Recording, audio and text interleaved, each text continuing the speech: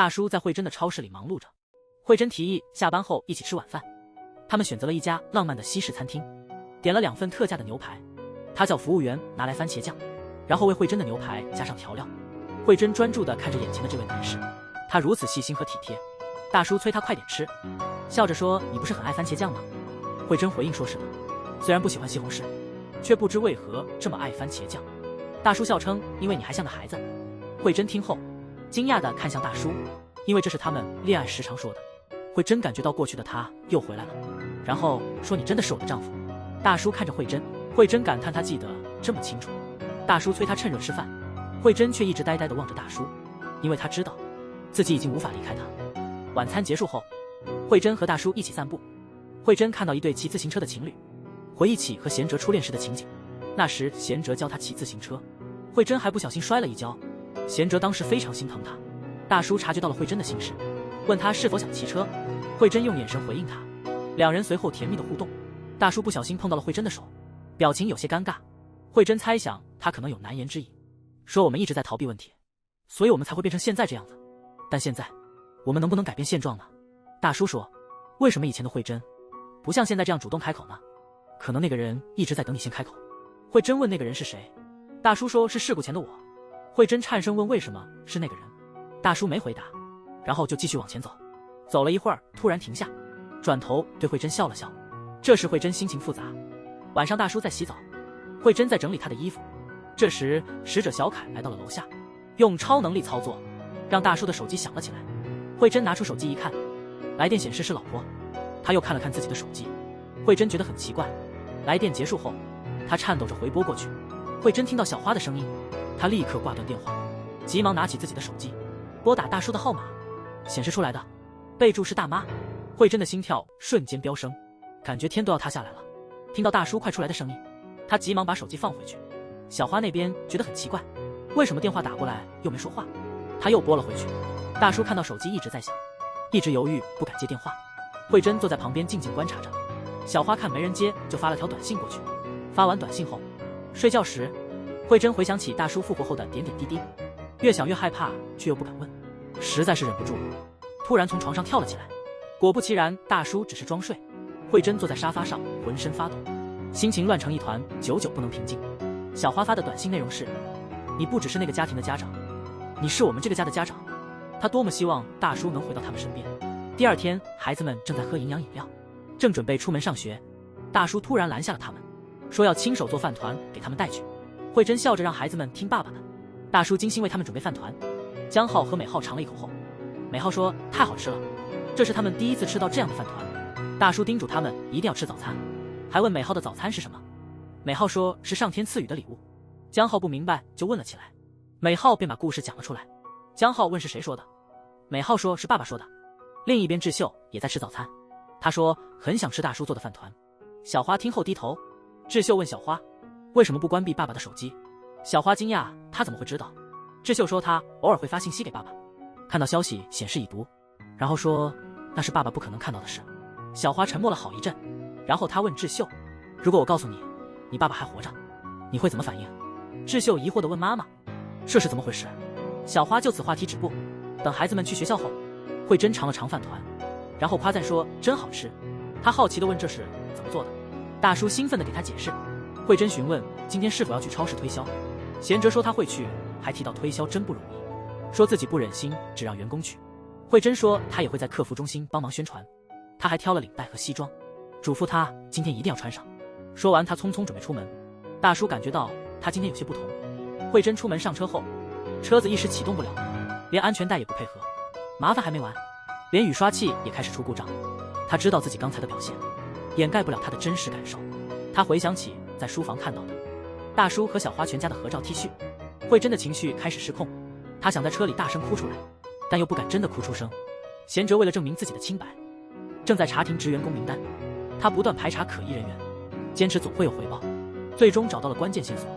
就在这时候，一位女士走进了银行，询问校主去哪了，为何突然联系不上我。贤哲追问发生了什么事，他解释说需要打开金库，但钥匙现在在校猪那儿。恰好被刚进来的小黑听到。女士听说校猪停职了，担心校猪可能携款潜逃，急促要求立即打开金库。但贤哲手上也没有钥匙。这时小黑终于派上了用场，他拿出椅子上的金库钥匙，贤哲随后打开了金库，女士松了口气，看到东西还在，但里面多出了一个 U 盘，并确认那不是他的。贤哲于是打开了 U 盘，里面发现了各种客户名单。贤哲将刚查到的资料进行一一对比，果然发现了重要线索。原来大叔的贷款是在张春当科长时批准的。同事们听说贤哲爸爸住院感到奇怪，因为他们记得贤哲的爸爸已经去世，当时还去了吊唁。就在这时，大东来到了银行，拿到了贤哲给他的 U 盘和资料。得知贤哲在医院，大东赶到医院找到贤哲，得知伪造大叔贷款的人是笑珠。大东询问 U 盘的来源，贤哲解释是在笑珠管理的金库中找到的，说现在时间紧迫，笑珠已经申请了休职，还提到把他的领带夹带到案发现场的正是他。大东追问他有没有证据，贤哲回答说那是我以前的女人。大东立刻明白了他的意思，贤哲要大东先阻止他离境。普科长被金刑长叫出来见面，他的妻子的肾功能正在衰竭，已经做透析4年了，家中还有2个小孩需要照顾，家庭经济压力很大。以前在宋贤哲管理下的银行业绩很好，所以他的提成也高。后来换成大叔管理，业绩变差，他便举报了。大叔希望通过举报改善业绩，希望这样能让业绩回升。金行长给了他一盒礼物，打开一看，里面是2大块金子。普科长一开始不敢接受，但金刑长利用了他妻子的病情，最终说服了他。他明白了，接受了钱财就得帮忙解忧。笑珠收到了金刑长的电话，但他没有接。随后张春向金行长汇报了工作情况，这时他才知道笑珠请了休假。张春提到贤侄最近来获取了停职员工的名单，提到有人可能利用这些名单进行放贷。张春继续说，如果这是泄露出去，对银行将是致命的打击。金刑长询问他是否有证据或查过贷款记录，没有的话就不要胡说。随后他指示张春以后只向他报告，绝对不能泄露给其他人。张春答应了。金刑长的脸上露出了担忧。此时笑珠正在准备登船，大东带队赶到了港口，笑珠已经办理了登船手续。大东出示了证件并登上了船。笑珠接到了金刑长的电话，他直接把手机扔进海里了。这女人不仅尖刻，而且手段狠毒。就在他觉得自己安全的时候，还是被大东找到了。大东开始审问笑珠，拿出了一个 U 盘。笑珠吃了一惊，问他这是哪里来的。大东慢条斯理地拿出了休职名单，问他怎么解释。大东又拿出另一份名单，说名单上的大叔已经去世了，问笑珠是否认识。他马上回答说不认识。大东立刻拿出了贤侄的领带夹。笑珠沉思了一会儿，说这是他送给贤哲的。大东接着说，破坏大叔车的张基哲已经被杀了，领带夹是在案发现场找到的，结果宋贤哲成了嫌疑人，但因有人证实他的行踪而被释放。笑珠问那又如何。大东说他一直在保持冷静，错过了应该感到惊讶的时刻。听到有关作案现场的话，完全不动声色，像是早知道一样。笑珠说他在报纸上看到过。大东说报纸上根本没报道，还提到有人告发他涉嫌操纵大叔的贷款，并且与张基哲的谋杀案有关，晚点要和他进行正面的审讯。贤哲接到大东的电话，立刻开车去了警局。突然一辆车横冲直撞过来，大叔赶紧打方向紧急刹车。就在这时，他恢复了一部分记忆，回忆起和宋贤哲的车祸。宋贤哲的记忆越来越清晰，大叔感觉大脑开始控制他的灵魂，他的行动和说话方式越来越像他了，这让大叔开始感到担忧。他害怕自己会变成什么样。转眼间，贤哲被带进审讯室，看到贤哲，校主显得非常紧张。贤哲直接问他，是不是你说的大叔的贷款是我伪造的？笑珠承认是。那贷款被抵消也是我的手笔吗？笑珠回答，应该是吧。贤哲表示遗憾，那笔贷款取消的日期正好是他葬礼的那一天，那时他已经被宣布死亡，但笑珠坚称是他取消了贷款。这时笑珠紧张到了极点。贤哲继续追问，说已故的大叔根本就没收过那笔款，他也没有批准过这笔贷款。笑珠越发不安，还说出原来是笑珠指使别人破坏了大叔的车。贤哲突然化身为大叔，难怪当时车的刹车怎么踩都没用，明明车才保养过不到2周。这让大东听后非常震惊，他突然大声吼叫，然后说背后肯定还有人。笑珠一句话也说不出来。贤哲继续说，那个领带夹原本遗留在你的公寓，你却用它来陷害我。笑珠开始崩溃，泪流满面，他不停地拍打桌子尖叫。大东立刻冲了进来。笑珠说要等律师到了再说。大叔露出冷酷的表情，冷笑着。笑珠已无法控制自己的表情，他给金刑长打电话求助，告诉他大叔已经知道一切了，五星集团的贷款不是我个人批的。金刑长追问这话是什么意思，笑珠提醒如果他出了问题，金刑长你也逃不掉责任。电话挂断后，金行长一拍桌子，大发脾气，脸上明显很焦虑。普科长接到金响的短信，通知他马上要开惩戒委员会。第二天，张春进了金行长的办公室，提到宋贤哲支行长的授权限额，他只能批准最多500亿的贷款，怎么可能批准给5星集团3000亿？金行长再次询问这是什么意思。张春解释说，这正是金融工会最想问的问题。金行长让他不用担心，但张春警告说，宋贤哲不是容易对付的人。金行长询问惩戒委员会的进展，张春表达了希望成为委员的愿望。金行长露出一丝狡诈的笑容，同事们不相信贤哲会批准5星集团的贷款。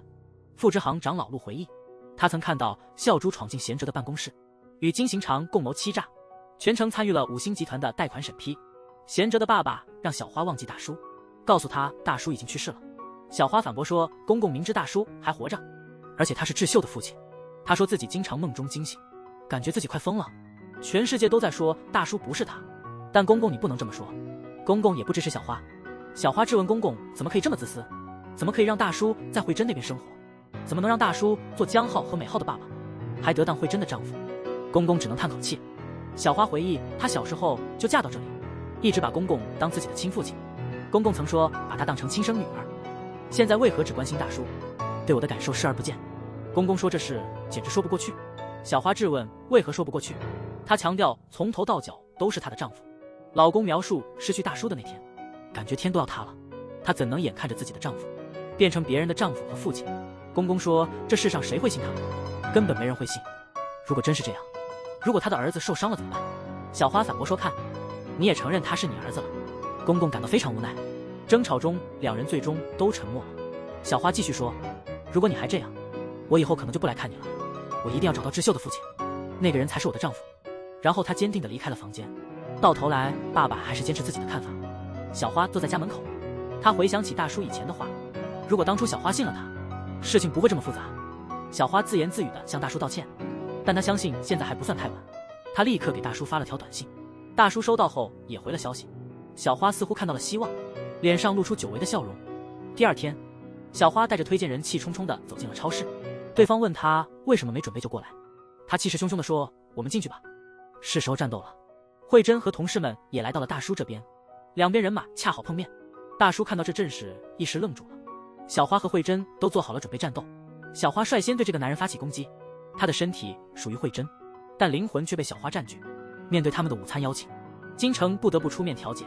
6个人最后坐到了一起，大家都不好意思开口。不知情的2位阿姨尴尬的相互微笑。最终京城打破了沉默，他开始和大叔聊起工作。京城好奇地询问小花是谁，慧珍急忙介绍她是个保险规划师。京城接着问她是否也认识支行长，他们一方说认识，另一方说不认识，场面一下子变得很尴尬，大家都不敢再多说什么，沉默了许久。小花突然说，如果你们知道的话，肯定会感到非常惊讶，我和支行长有很特殊的关系。慧珍反驳说，那只是你自己的想法。小花说，在这个世界上有许多令人难以置信的事，即使难以接受，也不能因此而强词夺理。慧珍说这话应该是我说的。大叔担心事态进一步失控，说他得回银行了，然后急忙离开了现场。在回银行的路上，大叔收到了慧珍发来的短信，他让大叔晚上在家吃饭，说有重要的事情要讲。短信还没看完，又收到了小花的短信，打开一看，小花问大叔今晚能否回家，想一起吃晚饭。大叔深深叹了口气，感觉自己真的很为难。另一边，智秀在学校里回想起贤哲对他的各种态度，还想起贤哲发的表情包，那些表情包以前只有大叔会发。智秀立刻找到江浩，问他爸爸复活后有没有什么不同。江浩说，爸爸以前很严厉，但现在变得非常温柔，还经常叮嘱他要好好吃饭，说健康是最重要的，还做了非常美味的糖醋肉。智秀问他，除了糖醋肉还做了什么？江浩说，还做了饭团，还说早餐是上天的礼物。听到这些，智秀想起了大叔，他感觉突然明白了很多。大叔下班时走出办公室，意外地遇到了智秀，智秀情绪再也控制不住。小花在家里认真地整理床铺，同时用心准备晚餐。得知小花的用心，爸爸想要阻止，小花立刻打断了他的话。另一边，慧珍也在用心准备晚餐。顺便说一句，慧珍真的很漂亮。当智秀回家的时候，她问妈妈，今天有什么特别的吗？小花问她是不是饿了，智秀回答说她已经吃过了，不饿。小花又问她和谁一起吃的，智秀说是和爸爸一起。小花感到愧疚，低下了头。智秀质问她为什么不告诉她，然后走过去拥抱了妈妈，因为他知道妈妈也很难过。小花不停地眨眼，努力不落泪，她不愿在女儿面前哭泣。此时大叔还在办公室纠结，两位美女开始打扮自己，决定如果化妆不行就乔装。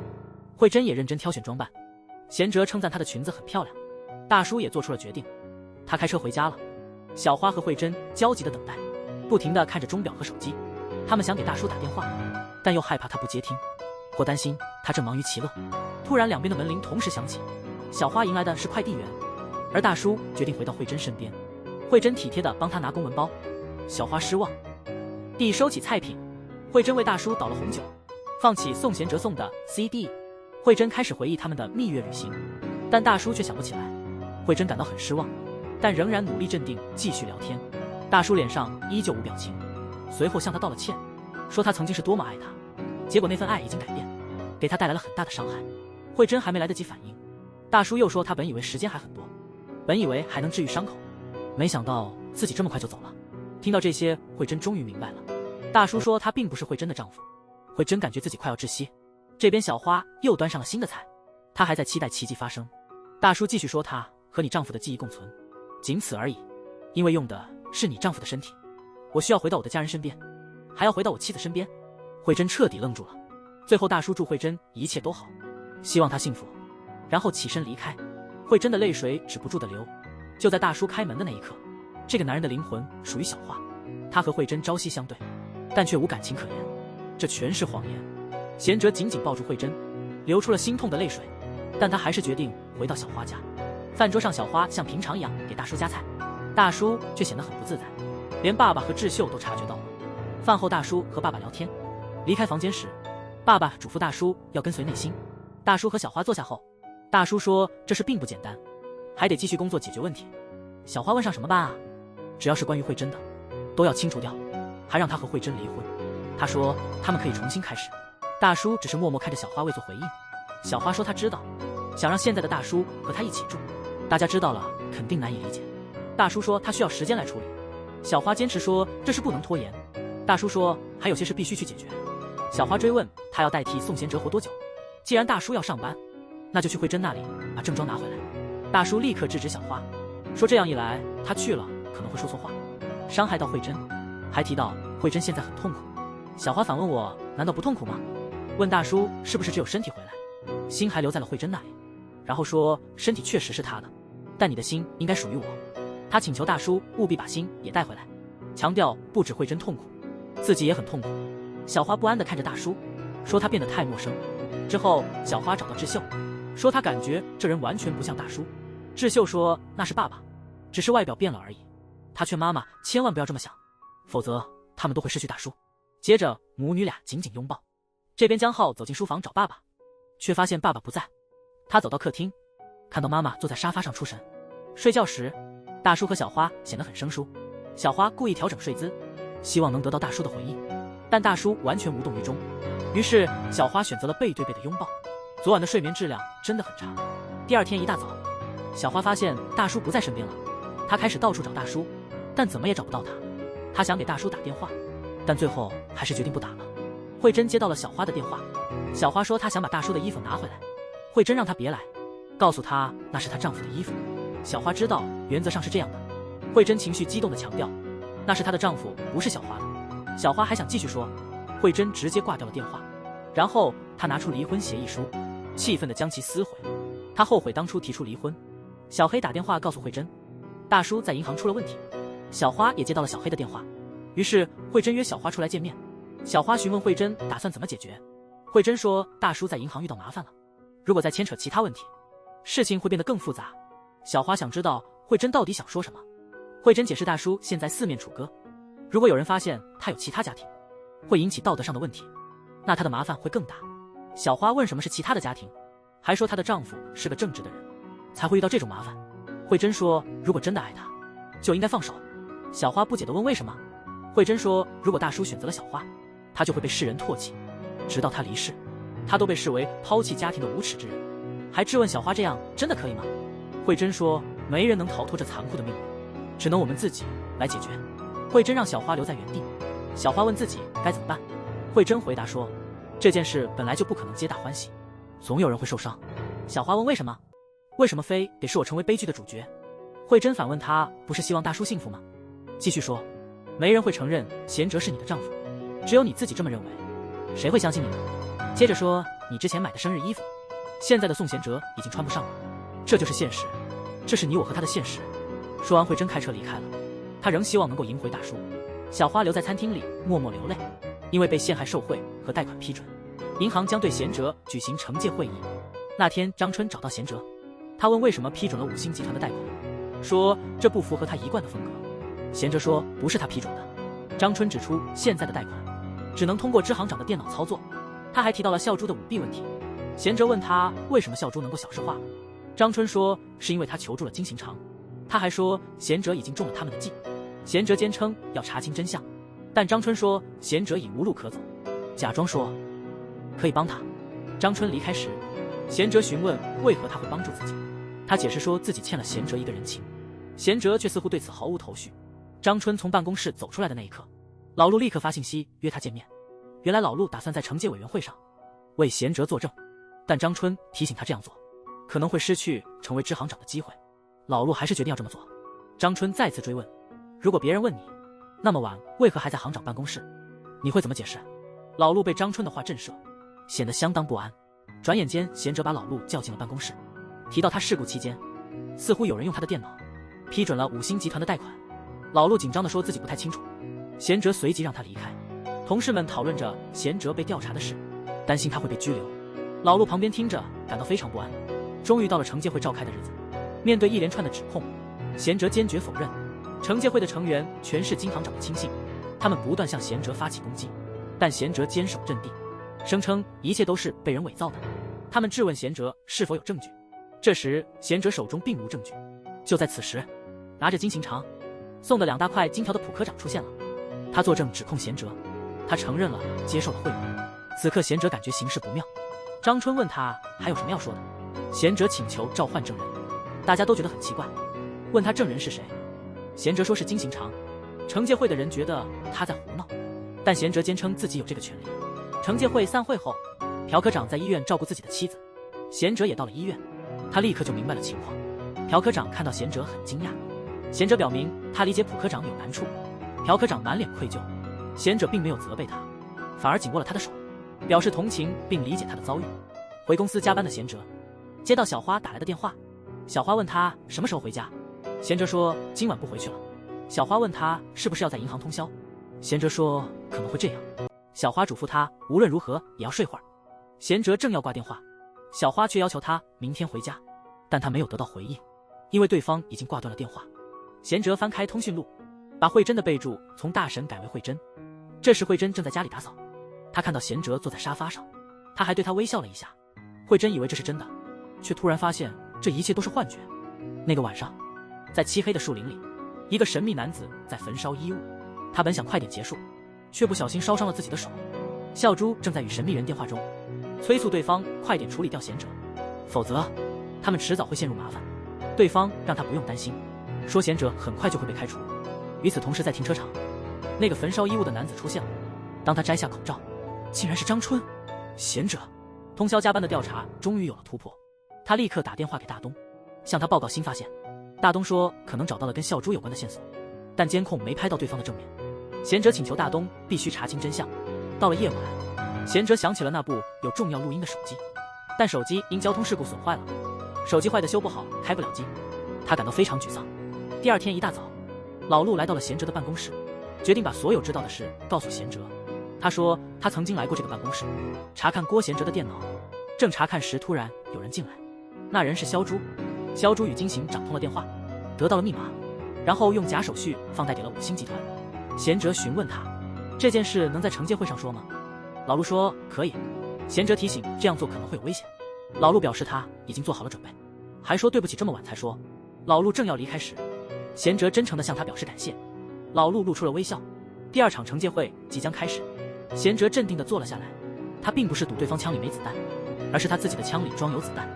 金行长到场后，还试图坐在惩戒会委员的位置，贤哲只是他坐在证人席。那些马屁精立刻开始批评贤哲。金行长得意地说没关系，然后坐了下来。张春让贤哲说明，需要证人提供什么证词？贤哲开始询问金行长，提到5星集团的贷款，是你让我批的对吧？金行长坚决否认。贤哲再次强调地问：你真的没和我提过吗？金行长愤怒地否认。贤哲说他不明白为什么，他脑海中有着拒绝金行长的清晰记忆。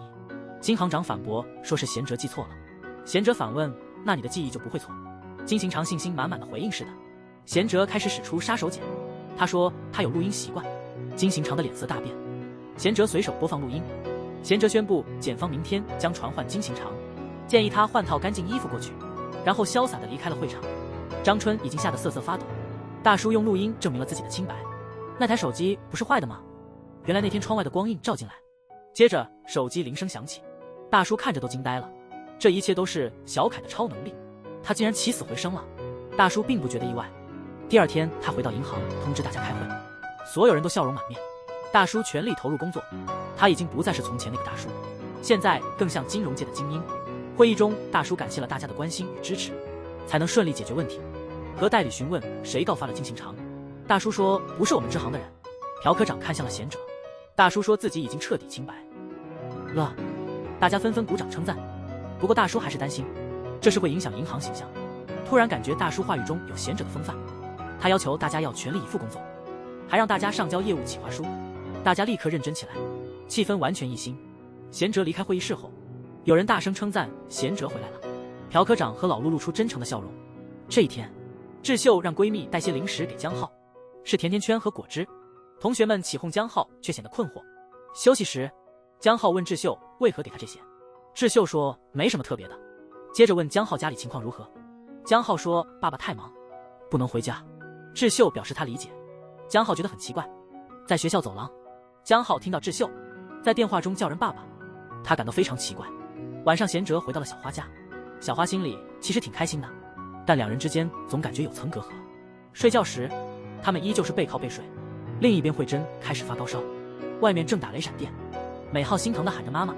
这时贤哲的手机响了，他轻手轻脚地走出房间。小花假装睡着，其实醒了。打电话的是美浩，他说妈妈病了。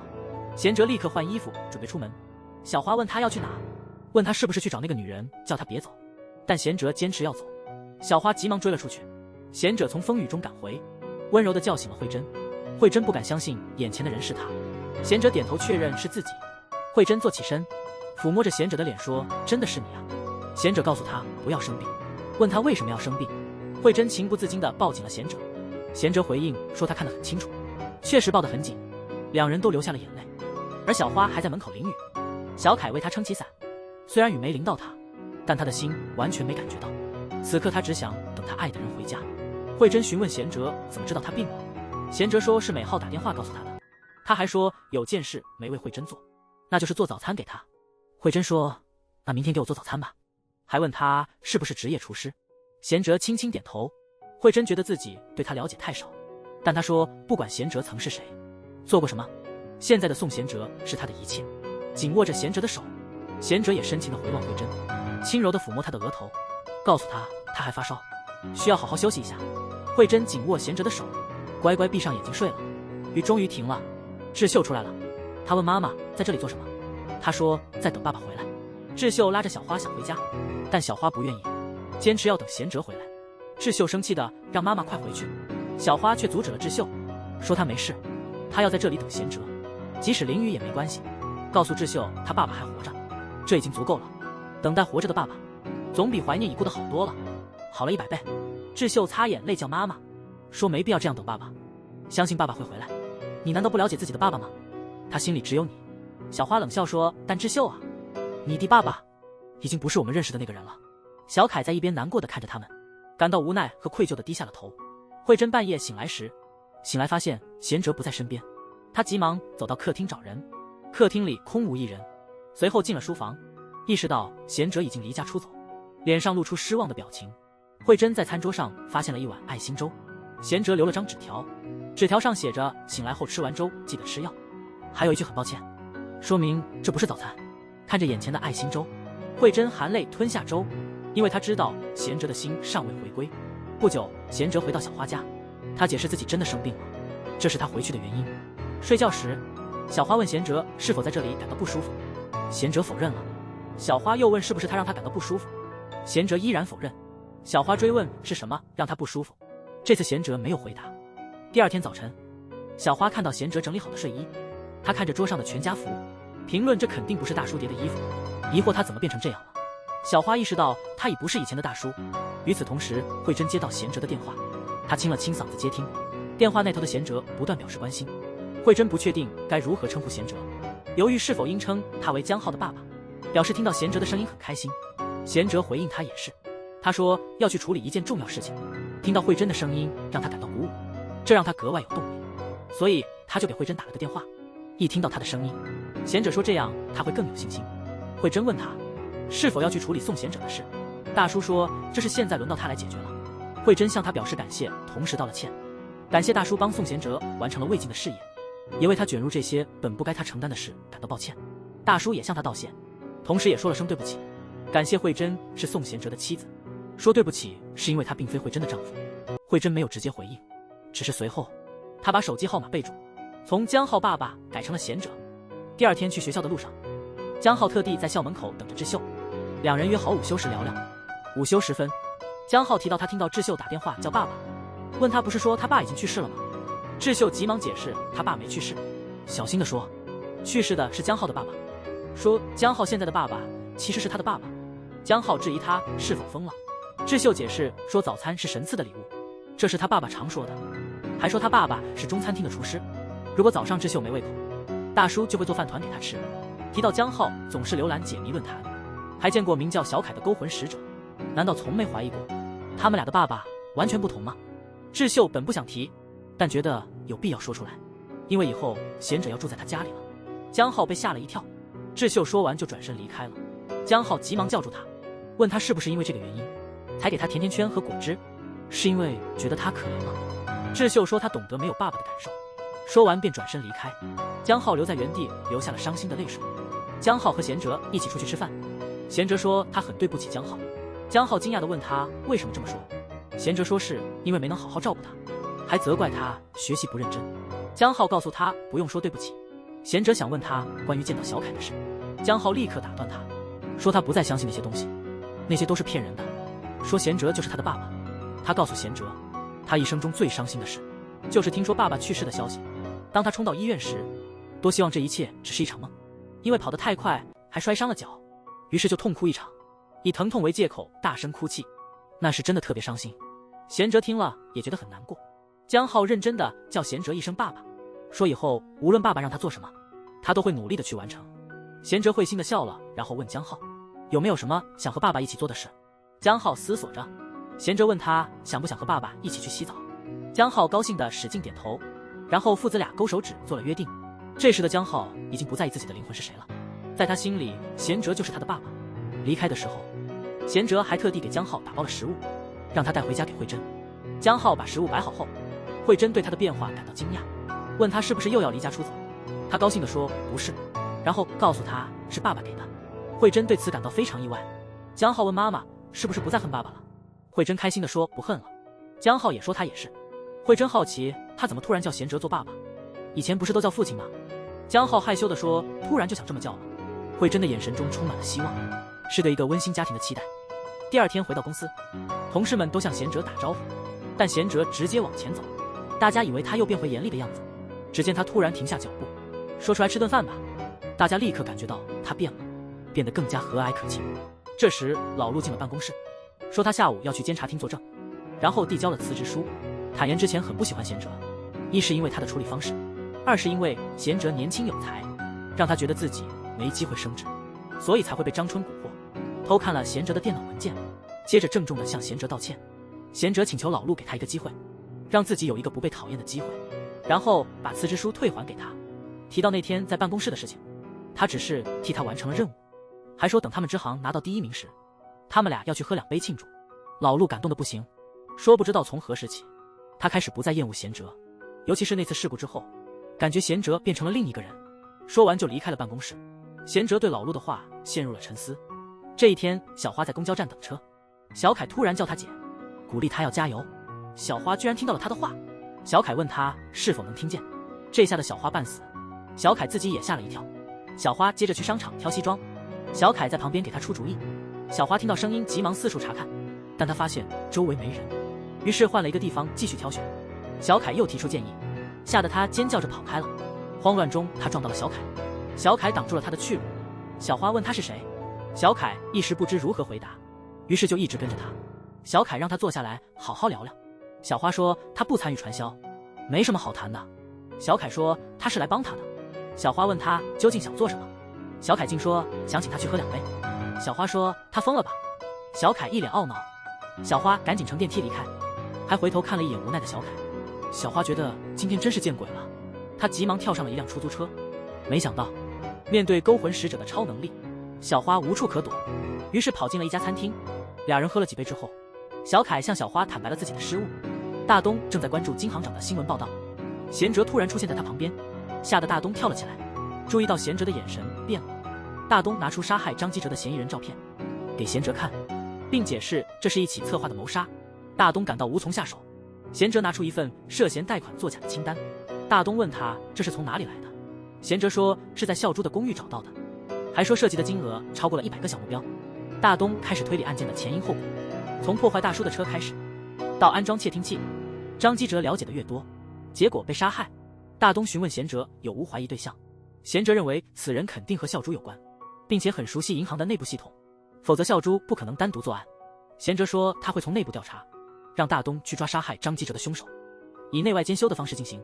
大东立刻同意了他的计划。贤哲随后离开了警局。大东也察觉到了贤哲的改变，明显感觉到了变化。第二天，孝珠和一个神秘人见面，这个人是张春。孝珠责怪他把事情搞复杂了，还被宋贤哲反戈一击。张春反过来指责他，居然2杯下注，一边跟我勾结作弊，一边又帮金行长给5星集团做假账。那天晚上，孝珠的行为已经被老陆发现并报了警。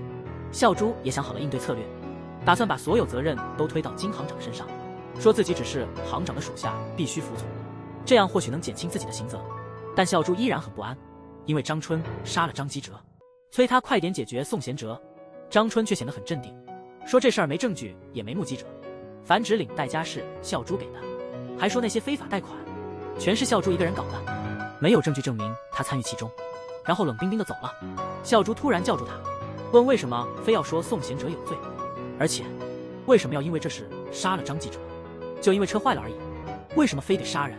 张春没给他回答。孝珠开始怀疑事情不简单。当孝珠回到公寓时，发现贤哲已在屋里。贤哲劝孝珠去自首，说不是为了自己，也应该为你妈妈想想，不要再被那些人利用了。贤哲问他为什么用领代价陷害自己，孝珠说自己也不清楚，原来连送他的车也被动过手脚，以为只有大叔的车被动过，这让贤哲非常惊讶。他回想起出车祸的那一刻，明明自己已经打了方向盘，猛地踩下了刹车，但完全没有效果。原来宋贤哲的车也被人动过手脚，难怪他会撞上大树发生车祸。就在这时，他回想起张春求饶的那一幕，贤哲开始怀疑张春是幕后黑手。到了晚上，小花提议贤哲喝1-2杯，他们便走到了院子里。小花说起大叔喜欢边看星星边聊天，但现在他不再喜欢这样。两人愉快地聊起高中时的快乐时光，但贤哲无法给出任何反应。小花提到大叔原来不喝啤酒，他只喝烧酒，从不叫他智秀。妈妈问贤哲，在这个家里真的感觉舒服吗？贤哲断然坚决地说没有不舒服。小花却说他感觉不舒服。贤哲疑惑地看着他，小花让他离开，不要再待在这里，回到你觉得熟悉的地方去吧，只要贤哲幸福就好。他觉得贤哲在这里不会幸福。贤哲说自己也试着去适应，但始终做不到。小花表示她理解让贤哲离开。最后小花坚决地说，她爱的人不是现在的她，而是那个会叫她小花的人，那个总说她最美丽的人，在她生气时会逗她笑的人，那个不懂事的宋贤哲。贤哲含泪望着小花，小花说她会放弃贤哲。贤哲离开了小花的家，没有直接去找慧珍，而是先到了小黑家。小黑听明白了情况，建议贤哲回到慧珍身边，这让贤哲很意外，说之前他还很反对，现在怎么改口了？小黑说这世界的人都只认你是支行长。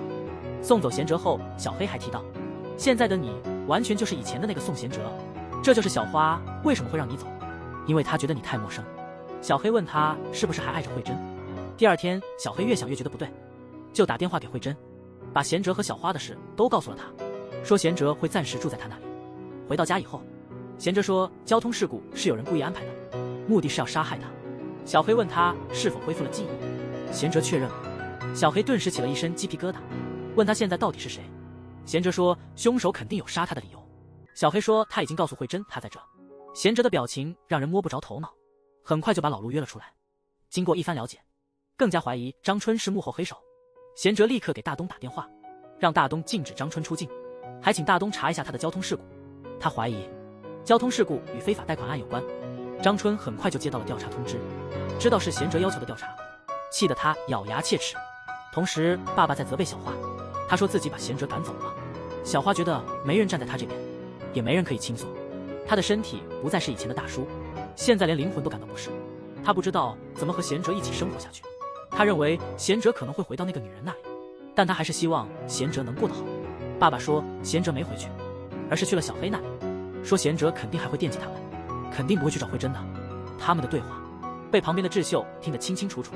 小花赶走贤哲之后，慧珍约小花出来见面。这次见面没有争吵。小花说她给贤哲买了西装，说以前大叔在的时候，她从未给大叔买过一件高档衣服，心里一直感到愧疚。慧珍表示很好奇，问小花为什么让他离开。小花说他们以前很恩爱，即使没钱，只要在一起就很幸福。但现在和他在一起，让小花感到更孤单。他已不是我记忆中的那个爱人，最重要的是他不再爱我了。慧珍低下头。小花又说至少他还活着，对智秀来说他爸爸还活着就够了。慧珍询问大叔是什么样的人，小花笑着说他是个中餐厅厨师，一个很老实善良又爱开玩笑的人，所以经常被他逗笑。慧珍想看看大叔的照片，小花拿出手机，慧珍认真地看着手机屏幕上的全家福。小花说这感觉很陌生吧。慧珍看了看小花，然后小花也说她感觉一样。之后两人便沉默了。随后慧珍来到他们曾经拍婚纱照的地方，那个地方永远铭记着他们的爱。晚上慧珍约贤哲出来见面，见面后慧珍直言要离婚。贤哲的脸色立刻变了。慧珍接着说慧珍突然提出离婚，这让贤哲吓了一大跳。慧珍说她也曾痛苦，但现在她想彻底结束这段关系，她想忘掉以前的宋贤哲，想和现在的宋贤哲重新开始。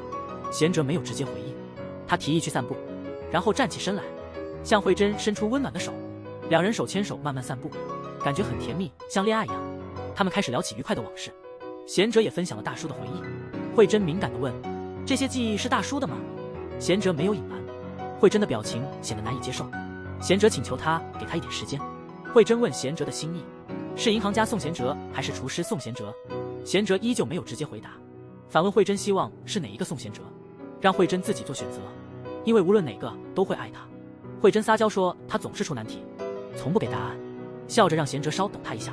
这一天江浩约了智秀出来，江浩说他已经退出了神秘论坛，不再相信那些奇谈怪论了，他决定好好学习，要考进爸爸曾经的那所名校。智秀问他是不是不信任他的话，江浩承认了。他说他不想去相信，他向智秀求助，不知该怎么办，说人死了至少还有坟墓，但他爸爸连坟墓都没有。江浩一边说一边流泪。智秀安慰他说我们一起分享爸爸吧，但他严肃地补充他妈妈不行。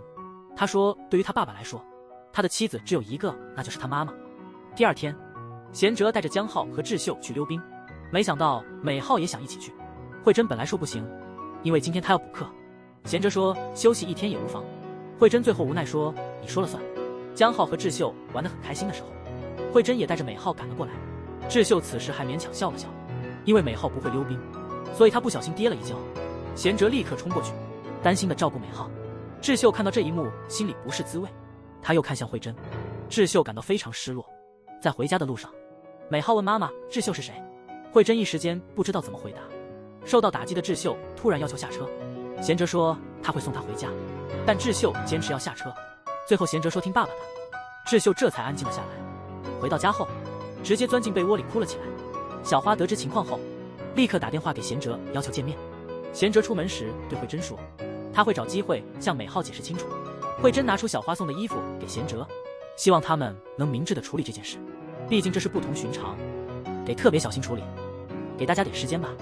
贤哲说他很欣赏慧珍这一点，觉得她既明智又温柔。慧珍撒娇说她总是这样甜言蜜语。当贤哲到了咖啡厅，小花质问他为何伤害智秀，本来是带智秀出去玩的，结果却带了一家人一起去。贤哲不停地解释，他原本只计划带江浩和智秀去，但小花并不买账。小花质问他知不知道自己在做什么？愤怒地说他现在就是在出轨，而且这种出轨既合法又巧妙，让人无法提出异议。贤哲一言不发。小花继续指责他伤害他的女儿，问他是不是想再死一次，别以为死而复生了不起，拜托贤哲别再伤害智秀，希望他能承担起做父亲的责任。除此之外，他没有其他要求。贤哲称呼他小花，小花让他别再这样叫他，说完就起身离开。贤哲只能在那里叹息。当小花离开咖啡厅，他碰到了勾魂使者小凯，还给了他一个大拇指。小花质问他是不是在跟踪，小凯反问需要他帮忙什么。尽管解释过，小花还是不信小凯是勾魂使者，甚至要求看他的身份证。小凯说他没有身份证，还问他为什么不信。小花挑战他变出100万来看看。小凯举手，一掌拍下，小花手里忽然多了100万。他露出难以置信的表情，还问怎么做到的。到了晚上，心伤的智秀在院子里发呆。小花说我们不要太伤心，虽然爸爸活在别人的生活里，但至少他还活着。智秀说他不在乎那些，为什么他得和爸爸分开，还埋怨小花没商量就让贤哲离开，这家让他变成了没爸爸的孩子。小花紧握智秀的手，他还是你的爸爸。智秀推开小花的手，说现在这样不如没有，还说他决定和江浩共享爸爸，这是个艰难的决定。小花既心痛又无奈。第二天下班时，小凯又出现在他身边。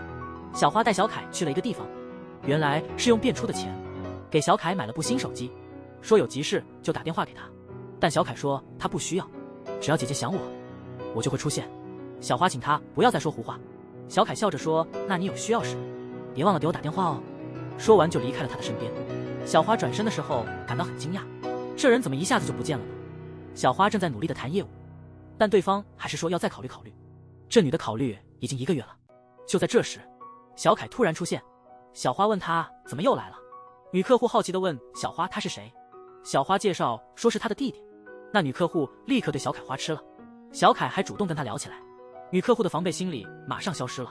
小花看着他，心里想这人真是的。合同签完之后，小花提到对方拖了1个月，没想到小凯一来就解决了。小凯关心地问小花心情如何，小花说她自己能搞定，但还是很感谢小凯。小凯希望通过行动弥补过错。这一天，慧珍向金城提交了辞职信，感谢他一直的赏识。金城说他下周也要回美国了。他拿出一幅画，说是要送给慧，这是一份真正的礼物，画的正是慧珍。贤哲出门时接到了笑珠的电话，笑珠想告诉他幕后黑手是谁，希望以此换取他的帮助。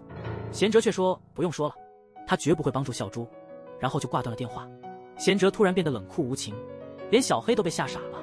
回到公司之后，贤哲认真地翻看笔记本，记录着他复活后发生的一切，所有事件都记录得清清楚楚，时间地点人物无一遗漏，特别是那部坏掉的手机竟然奇迹般的修好了。贤哲在笔记本上补充了一句，跟张春的恩怨必须了断，所谓无破不立意味着牺牲自我，看来贤哲要采取行动了。在电梯里，他回忆起大叔来贷款的场景，代理说大叔有贷款记录，大叔急忙解释他从未贷过款。贤哲发现大叔跟他同名同姓，他马上展开了内部调查，发现那笔钱其实是转账，不是贷款。他随后联系了贷款的支行，得知批款的吴胜俊已经休职。他又发现了更多信息，银行系统的负责人竟然是幕后黑手张春。这时张春正在处理被烧伤的手，他想起了当初求饶的情景，当时他还在电话中命令处理宋贤哲，没想到对面的就是他的死神。宋贤哲揭露了他的罪行，还暴露了他的秘密登录 ID。 张春吓得立刻跪下，他恳求宋贤哲给他一次机会，但宋贤哲的表情冷若冰霜，不可能放过这种欺诈者。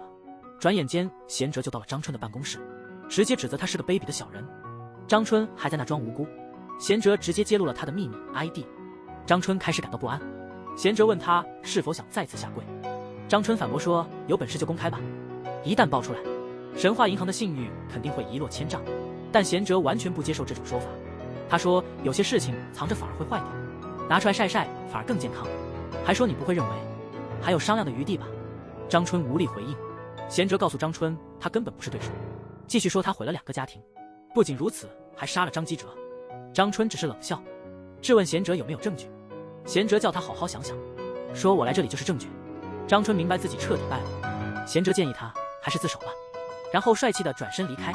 张春马上打电话要求做个假护照，多少钱都无所谓。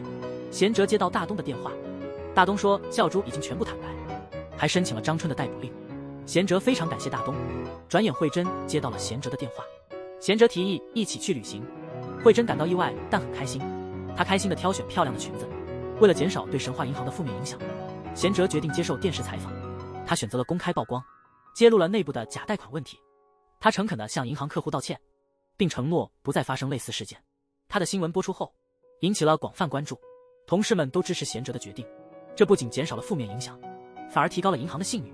贤哲在电视台的表现赢得了银行同事们的一致好评，但他的情绪变化比女人还快。接着，一个叫秀贤的短发女士走进了贤哲的办公室，她热情地伸出手来自我介绍，但贤哲对她不予理睬。这位女士却没看出贤哲的不悦，继续喋喋不休。贤哲早就知道她是新行长的侄女，质问她是不是想被开除。贤哲说他的支行不是任何人都能来的，这不是你想落脚就能落脚的地方，明确表示不需要这样的员工，让秀贤感到非常尴尬。贤哲命令他立刻离开，要他从支行消失。秀贤气得差点爆炸。这时的贤哲已经彻底变了一个人。正在这时，他收到了慧珍发来的甜蜜短信，贤哲立刻回了电话。慧珍告诉他衣服都准备好了。贤哲问他明天想做什么，慧珍想吃生鱼片沙拉，还想去防波堤散步。最重要的是他喜欢和他在一起，不在乎做什么。贤哲说他就喜欢这样的慧珍，两人便约好了明天的计划。贤哲刚挂断电话，就接到了小花的来电。小花说智秀很难过，让他去安慰一下智秀。不久，智秀收到了贤哲的短信，短信里他承诺以后会做得更好，希望智秀能理解爸爸。短信结尾他说爱他我的女儿，还附了一个专属的表情包。智秀立刻离开了网吧。使者小猫感觉一切都太迟了，这两个家庭的命运难以改变，向小凯道了歉，因为帮不上忙。小凯却担心命运会有所变化。小猫表示自己无能为力，然后就离开了人间。第二天，贤哲来接慧珍去度假，两人心情好极了。贤哲一边提包，一边绅士地为慧珍开车门。张春这个小人竟偷偷跟踪他们。到达目的地后，慧珍开始了他们的甜蜜假期。没想到张春也跟来了，他竟然携带了左轮手枪。贤哲和慧珍在海边散步，享受着甜蜜的时光。这时张春正举枪瞄准他们，幸亏小凯及时出现，将子弹悬停在半空。子弹落地时，张春愣住了，他还不肯放弃，继续对着他们开枪，但小凯施法使他无法射击。张春见状赶紧逃跑。贤哲决定追捕张春，慧珍劝他不要去，但贤哲坚持要追，让慧珍等他回来。看着贤哲远去的背影，慧珍非常担心。大东也在全力追捕张春，贤哲紧随其后。张春与大东通过电话追击，很快张春被逼停。贤哲回到慧珍身边时，慧珍立刻冲过去拥抱他，他那颗紧张的心终于可以放松了，终于可以轻松了。他们在沙滩上自拍，玩得很开心，还请路人帮忙一起拍照。看着镜头里的他们，真是郎才女貌的一对。午餐时，慧珍提出下次想去南怡岛，贤哲兴奋地同意，并决定在结婚纪念日当天出发。慧珍的表情让贤哲感到有些为难。贤哲说他们的关系不同寻常，让慧珍不必担心，然后开起了玩笑，逗乐慧珍。开车回家的路上，他们甜蜜地牵起了手，不仅十指紧扣，还不停地手蹭手。到了晚上，智秀跑到小花的房间，说她下辈子还想做小花的女儿，问妈妈是否后悔让爸爸离开。小花说她后悔，那天大叔去调查贷款，她没能阻止他，如果能阻止他，就不会发生那场车祸。第二天，爸爸向小花道歉，说他无颜面对小花，因为让贤哲离开了家，以后还要小花照顾他这个老人。小花说他是大叔的父亲，也是智秀的爷爷，让他不要再这样想，说就算大叔不在了，他们仍要好好的生活。爸爸感谢小花的理解和宽容。小花说大叔现在的角色很复杂，妈妈说他们的命运都很无奈。小花重新振作起来，努力推广她的保险业务，但还是被拒绝了。这单没谈成就换下一单。那女士说她老公已经83岁了，说等老公去世了就不用担心了。这话让小花忍不住吐槽。跑了一天的业务，小花依然一无所获。她不是没努力。当小花在公园里休息时，小凯又突然出现了。小花说她并没有打电话给小凯。小凯说他准备离开这里，告诉小花以后要好好的生活。小花问他要去哪里，小凯说要去一个很远的地方。小花让他别开玩笑，提醒他连身份证都没有。然后小凯询问小花的愿望，小花说她想成为保险王。在小花与小凯告别时，一个毒师灵魂成了银行行长，他毫无压力，很快就让分行成为全国第一，大家都恢复了斗志。张春还是死不认罪，还硬说警方没证据。警方询问他其他的目标去哪了，账户为何显示为0？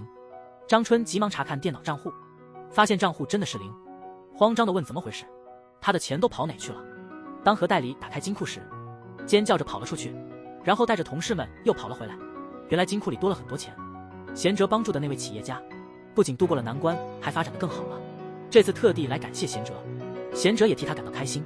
尽管案子已经结了，但大东总觉得哪里怪怪的，于是他跑到医院，了解了贤哲复活的全过程，心里还是充满疑惑。于是他去银行找到了贤哲，直截了当地问了出来，问他和大叔到底有什么关系。大东离开时碰到了来的智秀，他问智秀来这是干什么，智秀说他来找他爸爸。大东被弄得一头雾水。智秀带来了大叔以前的手机，希望贤哲以后能用这部手机，因为他希望贤哲身上能有和大叔相同的东西。贤哲把手机还给了他，说爸爸已经不可能回到过去了，也不再是给贤哲送饭的厨师了，而是成了银行职员。虽然肯定是智秀的爸爸，但事情已经不如他所希望的，也无法回到以前的生活。智秀说爸爸真是太过分了，然后生气地冲出了门，气呼呼地离开了银行。另一边小凯正准备离开人间，他在心里再次向小花道歉，然后为小花和他爸爸施了法，带着愧疚和不舍离开了。小花通过不懈努力，还得到了小凯的帮助，最终成为了公司的销售冠军。那天晚上，贤哲去小花家吃饭，他提出要给他们买套学区房。首先是因为爸爸的关节疼痛，其次是智秀即将进入高中，爸爸和小花都说没这个必要，但智秀坚持要这么做。智秀认为爸爸是想用钱来补偿，他说我们还是接受吧，如果不接受，爸爸心里也不会舒服，反正家里的花园也无人照料。他们坐在一起，气氛已不再温馨。第二天智秀跟江浩吵起来了，江浩说贤哲身体上是他的爸爸，所以从严格意义上讲他应该是他爸爸，但智秀不这么看，他说灵魂才是最关键的，身体不过是个外壳。江浩又说如果没有我爸爸的身体，你的爸爸怎么可能存在呢？俩人争执不下，终于动手了。我看得很清楚，这次确实是智秀先动手的，结果俩人都被带到了警察局。慧珍马上赶到现场，然后他让江浩先回家。慧珍想和智秀好好谈谈，智秀先向慧珍道了歉，然后说和慧珍坐在一起很尴尬。他谈到了失去父亲的痛苦。后来贤哲突然回到家，让他们相信他就是爸爸，但现在爸爸又要离开。智秀哭着说他真的很讨厌这样。爸爸说这些不是女儿能理解的，但大人们都希望他能理解，他只能表达他的讨厌。贤哲和慧珍还想说些什么，智秀立刻说他要回家了，然后急匆匆地离开了。小花在家门口等着智秀回来，问他为何去了警局。智秀不耐烦地回答说没什么大不了的，还告诉小花以后不要在这里等人，说看着就觉得烦。小花说看到智秀变成这样她很伤心，说连大叔去世时她都没这么难过。智秀甩开小花的手，没回答就走了，直接回家了。回到家后，小花找到智秀道歉，智秀说妈妈你没错，然后两人相拥而泣。第二天，小花跟智秀聊起小凯，提到小凯曾经告诉过他，是他救了爸爸和智秀，还有贤哲的手机也是他修的。智秀赶忙画出小凯的样子，问妈妈是不是这个人。小花确认说是的，说没错就是他。智秀让小花赶紧联系他，小花说他的手机已经停用了。智秀问妈妈为什么不早点告诉他，小花说小凯还曾让他许愿，接着开玩笑说早知道愿望会实现就好了，说愿望是希望他能跟我交往。贤哲一家人吃饭时，妈妈提到爸爸的祭祀快到了，询问贤哲爸爸的祭祀应该怎么准备。慧珍说会负责好一切，没想到贤哲说他也会帮忙，这让妈妈和妹妹都觉得很奇怪。妈妈感叹他真的变了，随后问他是不是想念爸爸。这个问题一出，贤哲和慧珍都陷入沉思，大叔则想起了自己的爸爸。第二天，贤哲打电话给爸爸道歉，表示他会努力做个孝顺的儿子，但爸爸说不要多说，只希望贤哲能过得好就好。吃午饭的时候，慧珍提到智秀和江浩都很伤心，让孩子们理解这件事真的很难。他提到明天他们要去实地学习，暗示贤哲要多关照智秀。贤哲露出了微笑。贤哲去学校找智秀，说明天要给他做紫菜包饭。智秀说要先问问妈妈。贤哲还给智秀买了条新裙子，智秀把贤哲买的裙子拿出来，评论说贤哲的眼光还是老土，试穿后还是笑了笑。慧珍在厨房认真做饭，突然接到贤哲的电话，贤哲问他需要买什么，慧珍查看冰箱，让他顺便买些鸡蛋和其他食材。贤哲就去超市了，他万万没想到这一去竟然意外害死了小花。他还在超市里，恰好也在超市遇到了贤哲，这次见面明显有点尴尬。小花让他以后别给智秀做便当了，说这让他很不舒服。贤哲没回话，之后提出送小花回家，小花拒绝了，但贤哲坚持要帮忙拿东西，小花无奈只好让他帮忙。贤哲让小花等他去取车，结果车被货车挡住了，打电话让人挪车，终于等到后面的车开走，才把车开出来。小花一直在等贤哲，有人不小心撞掉了他手里的东西，小花急忙捡起地上散落的水果，这时车灯的光照在了他身上，接着发生了令人心痛的事。贤哲赶回现场时，看到人群已经聚集起来，他看到小花倒在地上昏迷不醒，贤哲整个人都慌了，他立刻将小花送往医院，智秀也匆忙赶到医院，尽管医生全力抢救，小花最终还是去世了。医生宣布了小花的死讯。小凯在半路上感觉到了小花的离世，他大声哭泣，因为自己的错误导致小花的不幸，现在又因为意外失去了她。智秀哭得非常伤心，不停地呼喊着妈妈。贤哲也流下了悔恨的泪水，他开始自责，如果当时没坚持送小花回家，让她自己回去，就不会发生这样的事。如果当初自己没有搞错，小花就不会死。这时贤哲慢慢抬起头，小花的意外去世迫使小凯重新回到人间。小凯将一切都告诉了贤哲，贤哲做出了重要的决定。回家后，贤哲在笔记本上记录下重要的事情，然后回到房间，躺在慧珍身边。慧珍察觉到他的不寻常，问贤哲发生了什么，为什么那样看着他。贤哲说他有话非说不可，他也不确定自己对慧珍的感情是否真切。他还是个厨师，但贤哲肯定地说他爱着慧珍。慧珍表示他也有话要说，但现在还不是时候，因为他感觉他似乎要离开了。贤哲走进慧珍，亲吻了她，这是全剧唯一的一次，然后紧紧拥抱她。这边小凯正在使用他的超能力，时间不断倒退，戏剧性的场景纷纷出现，那些令人心碎的画面都一幕幕闪过。时间回到了他们的生日那天，支行长依旧冷漠严厉，慧珍正打算提出离婚，大叔在熟练地做着中餐，一切仿佛回到了起点。但事情真的就这么简单吗？小花正在收拾餐具，大叔突然从厨房跑出来。就在这时，慧珍到了这里，此刻已是下午3点，慧珍担心会打扰到他们，表示非常抱歉。大叔说没关系。慧珍询问这里有什么好吃的，大叔说这里的菜都很好吃。接下来的几个镜头真的很温馨美好。另一边贤哲正在处理教育和代理的工作问题。当何代理一起出门后，老陆问发生了什么事，何代理说贤哲居然没有批评他，反而讲了个冷笑话。贤哲的变化开始显现，而大叔又在秀恩爱。这天贤哲接到了金行长的电话，今天和5星集团的李会长约了个会。刚挂掉电话，脑海中突然浮现出时光倒流前的记忆，然后在公司碰到了笑珠，他一下子把贤哲推到一边，贤哲异常的把他推开了。笑珠觉得莫名其妙。贤哲在车里的时候又想起了车祸的情景，接着又接到金行长的电话，这次他拒绝了见面的邀请，还说不会批准5星集团的贷款。被拒绝的金行长显得很无奈。笑珠在公寓准备了红酒，焦急地等待贤哲，但贤哲没有去他那里，而是直接回了自己家。他看到餐桌上的生日礼物，打开了里面的那本书，这本书是江浩送的生日礼物。慧珍回来为他准备了晚餐，宋贤哲突然叫住他，邀请他一起吃晚餐。贤哲问慧珍是否一定要去超市工作，慧珍说他确实需要工作，他想要靠自己的能力赚钱。贤哲建议他辞职，说他会增加他的生活费。慧珍对这种态度感到不满，贤哲问他不是很喜欢摄影吗，建议他重新学习摄影，让慧珍考虑是想赚钱还是重新工作，想要做回自己喜欢的事。慧珍觉得这很奇怪，这个人怎么突然改变了？贤哲竟然还知道汤里有什么成分，这让慧珍更加困惑。大叔也回到了家，家人为他准备了一个生日惊喜。连哲在睡觉的时候，梦里他回到了时间倒流前的场景，突然惊醒，他起床后直奔书房，拿起笔记本一看，笔记本里竟然显示了未来的事件。慧珍对他的怪行为感到困惑。第二天选领带夹时，贤哲突感不祥，决定不带笑珠送的领带夹去上班。当他去取车时，脑海中突然浮现车祸的画面，于是决定今天不开车去上班。一个大叔来神话银行申请贷款，接待他的是正式员工和代理。查了系统后，系统显示大叔的中餐馆已经有抵押贷款，大叔坚称自己没有贷过款。大叔急忙打电话给前业主，询问中餐馆是否抵押过。就在这时，贤哲找代理讨论工作事宜，却在系统中看到了大叔的贷款记录，和代理讨论了这个情况。贤哲立刻打电话调查，查出是修职员工吴胜俊操作的贷款。他们聊着聊着，贤哲突然想起了时间倒流前的事，这件事确实让他震惊。他决定深入调查大叔的贷款问题。大叔在电话中再次确认，他坚称自己从未贷过款。代理告诉他，支行长已经介入调查，坐在后面的笑珠感觉事情不妙，贤哲仅凭一个电话，很快查明是张春宝搞的鬼。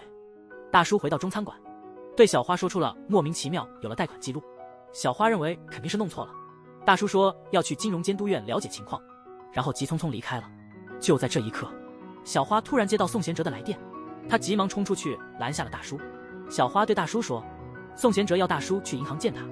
贤哲在办公室里等着大叔，他的脑海中浮现出更多记忆，不仅是车祸的场景，还有大叔帮他恢复时的情景，包括金行长对他的陷害。这些记忆属于两个人，也就是说，时间倒流后的宋贤哲正在逐渐恢复两人的记忆。此时大叔已经到了办公室，贤哲看着他觉得似曾相识，但又说不出是什么感觉。紧接着就是那一幕，贤哲对大叔说，他的贷款文件是被人伪造的，向他深深道歉，然后准确描述了大叔的困境。大叔好奇他怎么知道这些，贤哲紧张地说是个体户都这样。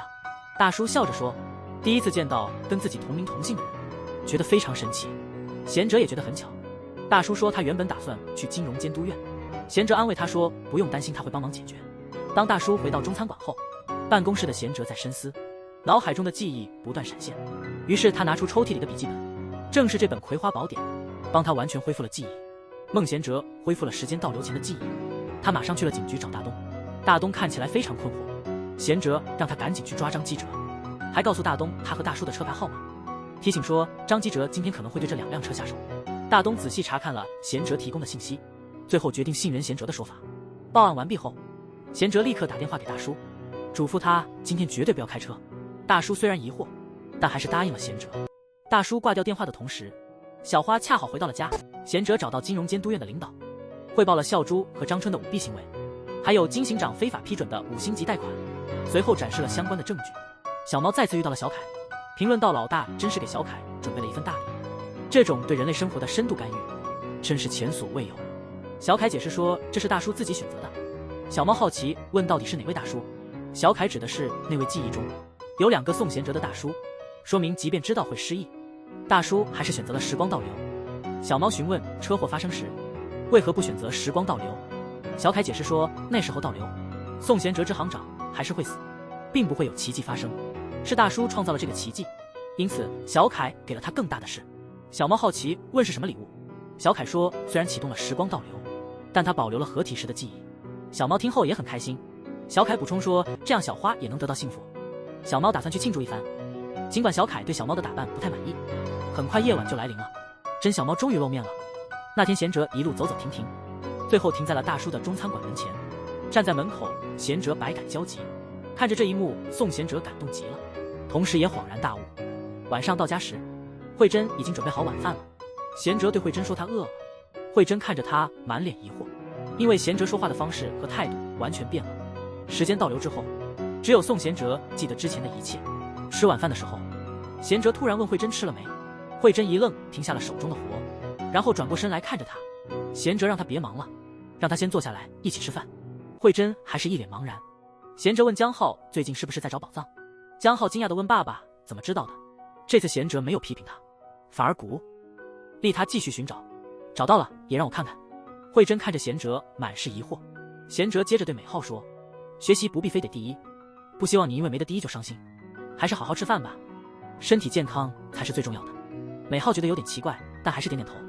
慧珍洗碗时，贤哲走过去说让他来洗，让慧珍去休息一会儿。准备睡觉的时候，贤哲突然提议说我们去旅行吧。慧珍看了他一眼，然后说我想想吧，然后换了个侧躺的姿势，还在纳闷这个人到底怎么了。贤哲却在那边偷偷笑，因为他重新找回了深爱慧珍的自己。宋贤哲恢复了记忆，决定重新做人，不禁死死地盯着慧珍，怕极了失去她。慧珍看到他这副奇怪的样子，他急忙跑出了客厅，心想他是不是疯了。现在地贤者在工作中，既严厉又充满温情。在学校，江浩和智秀不小心撞到了一起，他们还是跟之前一样，相互看不顺眼。大东利用贤哲提供的信息，迅速抓到了张基哲，笑珠等人也被逮捕了。贤哲站在大叔家门口，这个既熟悉又陌生的地方，他的心情复杂极了。正当他打算离开，没想到小花开门走了出来。最后贤哲来到公园，他打开了小花送的礼物，是一件和大叔生日礼物一样的衣服，贤哲非常喜欢。突然接到慧珍的电话，贤哲没有接，他直接挂断了电话，然后改了慧珍的手机号备注，从江浩妈妈改成了慧珍。